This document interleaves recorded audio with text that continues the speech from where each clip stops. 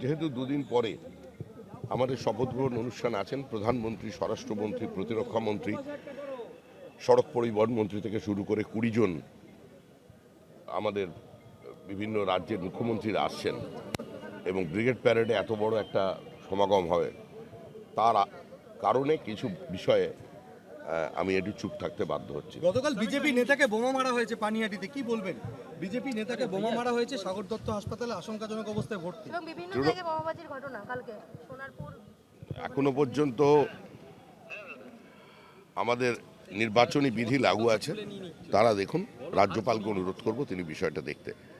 আমি গত 8 মাস ধরে একটা কথা বলে আসছি, 8 মাস যাবত আপনাদের বারবার বলেছি, আপনাদের বুমের সামনে বলেছি যে তৃণমূল সরকার চলে গেছে, তৃণমূল সরকার চলে যাচ্ছে, তৃণমূল সরকার চলে যাবেই।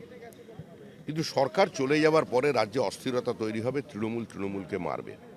অধিকাংশ ক্ষেত্রেই দেখুন যা ভাঙচুরের ঘটনা, 4 ঘন্টার বিজেপি যারা আগের দিন লাইভ পোস্ট করছে বিজেপি ক্যান্ডিডেটের বিরুদ্ধে অশ্রাব্য গালিগালাজ করে, পরের দিন তার হাতে বিজেপি পতাকা, তারা গিয়ে তৃণমূল কংগ্রেসের অফিস ভাঙছে, দখল করছে।